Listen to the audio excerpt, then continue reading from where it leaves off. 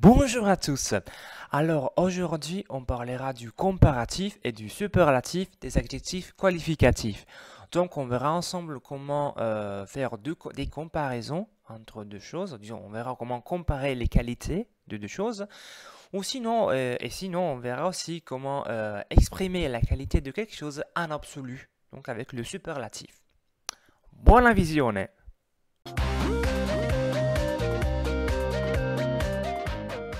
Commençons par le comparatif. Alors, en italien comme en français, il y a trois formes, trois typologies de comparatif, parce qu'on peut former le comparativo di maggioranza, il comparativo di maggioranza, il comparativo di minoranza, il comparativo di minoranza e il comparativo di uguaglianza, il comparativo di uguaglianza. Alors, vu que c'est un sujet vraiment très simple, je vais commencer directement par une phrase et après, je vais donc vous expliquer comment former le comparatif dans tous les trois cas. Alors, par exemple, je peux dire en italien sono più alto di mio fratello. Sono più alto di mio fratello. Qui en français devient je suis plus grand que mon frère. Alors, vous voyez, pour former le comparatif de supériorité en italien, vous devez tout simplement mettre più devant l'adjectif et di après l'adjectif ou ses formes dérivées. Ça dépend du cas en réalité. Bon, par exemple, si je devais dire en français je suis plus grand que le frère de Marco, en italien je dirais sono più alto del fratello di Marco, del fratello, du frère, disons. Oui, donc il faut quand même utiliser les formes composées selon le cas. Sinon, avec le comparatif d'infériorité, il faut mettre meno, donc sono meno alto di mio fratello, sono meno alto di mio fratello, ou sinon pour le comparatif d'égalité, il faut mettre tout simplement come après l'adjectif. Donc il n'y a pas un di à ajouter comme dans les deux cas précédents. Donc sono alto come mio fratello. Mais voyons d'autres exemples pour apprendre de nouveaux adjectifs. Alors, par exemple, oui, avant j'avais dit sono più alto di mio fratello. Et par conséquent, mio fratello è più basso di me. Mio fratello è più basso di me. Sono più vecchio di mio fratello. Sono più vecchio di mio fratello. E mio fratello è più giovane di me. Mio fratello è più giovane di me. Sinon aussi, sono più grosso di mio fratello. Sono più grosso di mio fratello. E mio fratello è più magro di me. È più magro di me. Sinon, d'autres exemples aussi. Alors, sono meno bello di M. Pokora e sono anche meno simpatico di Cyprien, ma sono più intelligente di tutti e due. No, ok, je plaisante, mais bon, ok, j'avais dit sono meno bello di Matt Pokora e sono più intelligente di Cyprien. No, sono meno intelligente di Cyprien, ma sono più simpatico di tutti e due. Pour former le contraire, vous pouvez dire brutto, donc oui, sono più brutto di Matt Pokora, sono più stupido di Cyprien sono più antipatico di tutti e due, più antipatico. Voyez-vous, ça c'est très utile, je pense, pour répéter, pour apprendre de nouveaux adjectifs, ok? Sinon, pour faire des comparaisons entre deux choses, parce que oui, sinon je ne peux pas parler de moi seulement aujourd'hui. Alors, on peut prendre un verre, un bicchiere, e una tazza, une tasse. Il bicchiere è più grande della tazza. il bicchiere è più grande della tazza e la tazza è più piccola del bicchiere. La tazza è più piccola del bicchiere. Grande et piccolo. Faites attention parce que pour décrire des personnes, vous voyez, j'ai employé l'adjectif les adjectifs alto et basso, donc qui en français serait donc grand et petit, mais qui donc en italien correspond à haut et bas. Mais bon, en italien, on emploie haut et bas même pour décrire des personnes. Grand et petit se réfère tout simplement à la grandeur, de tout, disons, physique. Le grand et petit, ok? Vous avez compris? Bon. Sinon, pour faire d'autres comparaisons, on peut dire que il mio shampoo è più profumato del mio gel per capelli. Il mio shampoo è... Ok, je dois cacher ça. Il mio shampoo è più profumato del mio gel per capelli. Il mio shampoo è più profumato del mio gel per capelli. O sinon sì, le mie scarpe sono più puzzolenti dei miei calzini. Le mie scarpe sono più puzzolenti dei miei calzini. Est-ce que vous voulez vérifier ça? Je pense que non. Sinon, il mio smartphone è più nuovo del mio cellulare.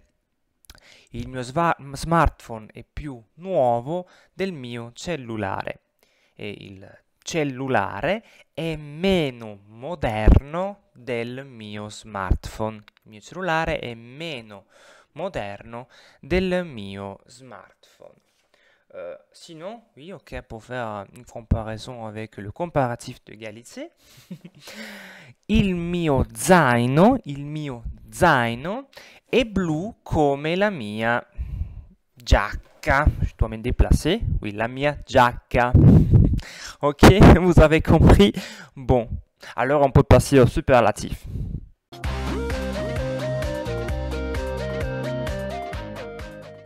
Le superlatif est un peu plus compliqué parce qu'il y a deux typologies de superlatifs en italien. Le superlatif absolu e le superlatif relatif. Il superlativo assoluto e il superlativo relativo. Commençons par le superlatif relatif. Alors, pour former le superlatif relatif en italien, il vous suffit d'ajouter l'article défini devant la structure du comparatif.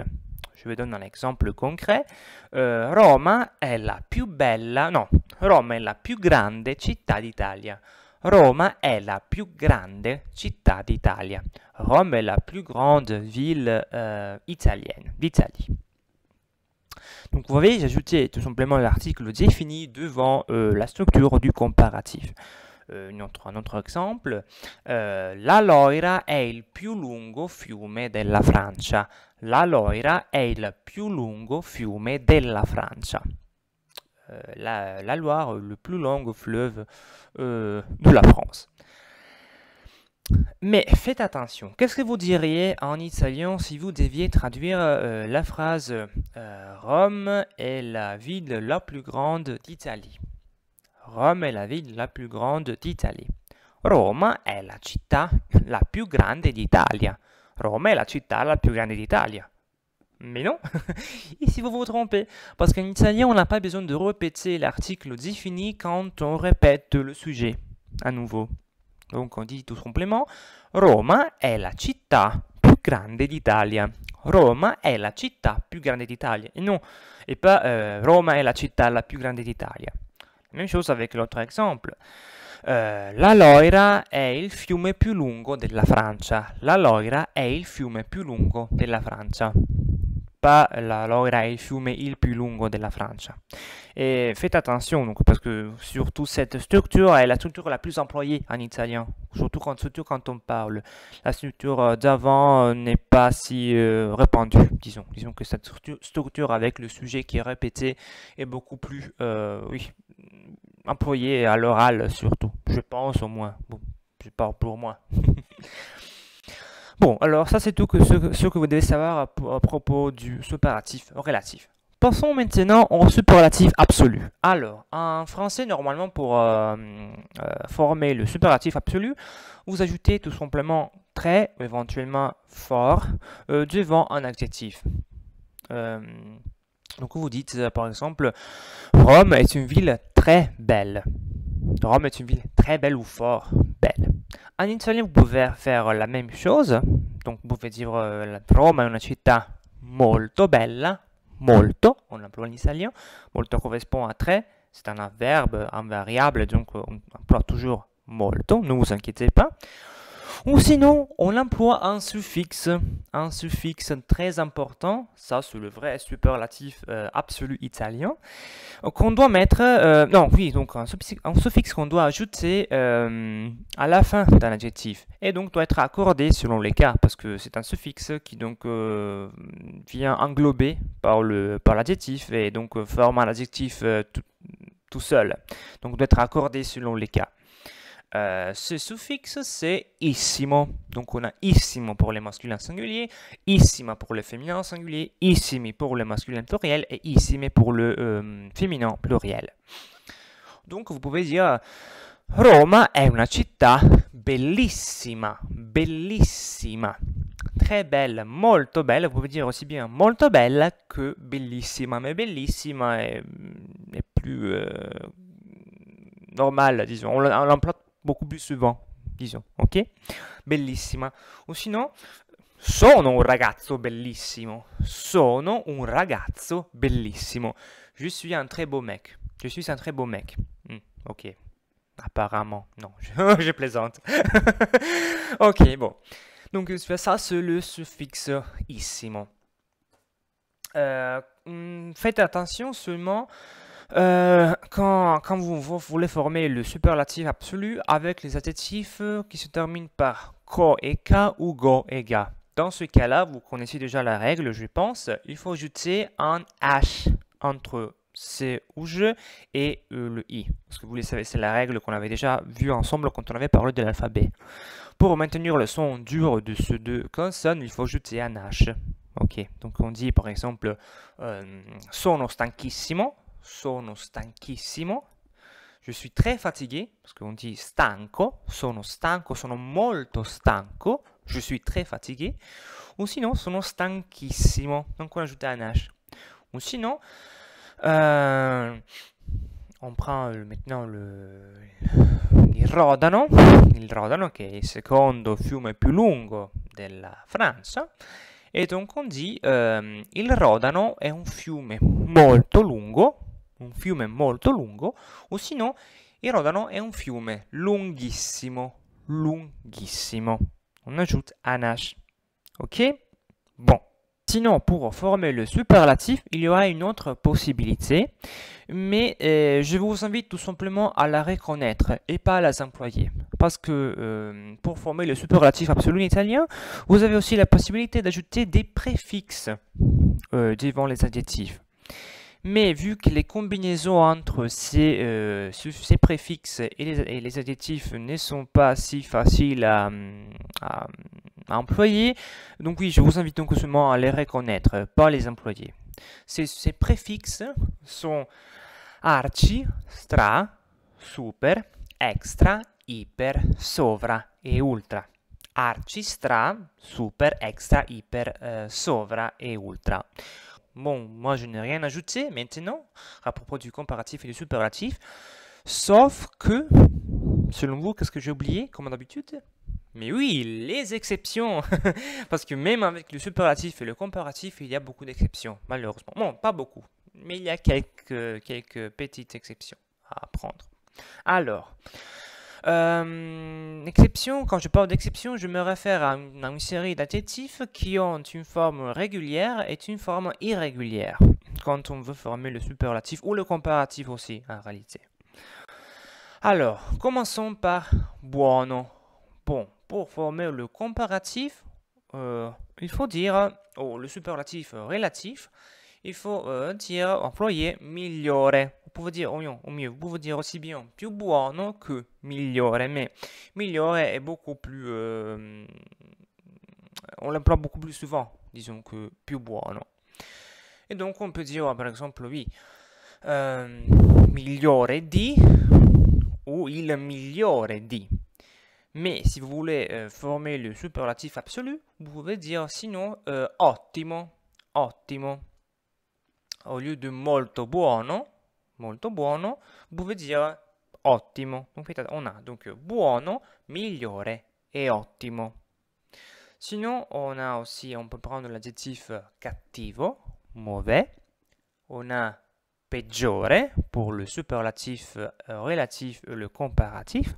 Et pessimo pour le superlatif absolu. Sinon, on a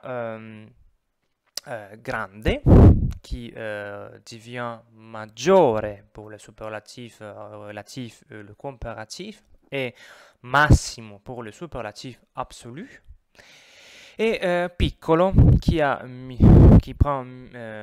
minore comme comparatif pour le comparatif et le superlatif relatif, minore, et minimo pour le superlatif absolu. L'emploi est le même qu'en français. Donc quand je dis bon, meilleur, bon, mauvais, pire, grand, majeur ou petit, mineur. Donc oui, c'est la même structure qu'en français. Sinon, pour terminer, je vous donne encore deux adjectifs qui forment un superlatif absolu de façon très très particulière. Ces adjectifs sont célèbre, célèbre, et acre. Acre qui sert à indiquer une odeur particulièrement désagréable en réalité. On emploie pour, oui, on dit un odore acre en italien, mais qui avec le superlatif change de sens et sert à indiquer tout simplement grand ou terrible. Ok, alors ces formes particulières, ces superlatifs absolus particuliers sont celeberrimo, celeberrimo, au lieu de molto celebre ou celeberrimo, et acerrimo, acerrimo. On emploie cet adjectif surtout dans la structure de l'expression acerrimo nemico, c'est-à-dire le plus grand ennemi. Donc oui, l'acerrimo nemico. Acerrimo, donc le plus grand, le plus terrible ennemi. Ne dites pas molto acre, dites surtout, dites si possible acerrimo, ok, c'est la structure à base, disons qu'on n'a pas ce acerrimo. Acerrimo quand même est un mot vraiment très très utilisé en italien dans ce sens-là de terrible, pas de désagréable. Ok, bon, maintenant vraiment j'ai terminé, je n'ai rien ajouté. Je vous invite à me laisser un commentaire si vous avez des questions, si vous n'avez pas compris ce que j'ai dit aujourd'hui. Et bon, on se verra la prochaine fois.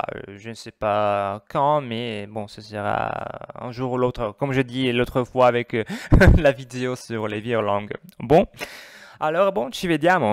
Ciao, ciao, ciao.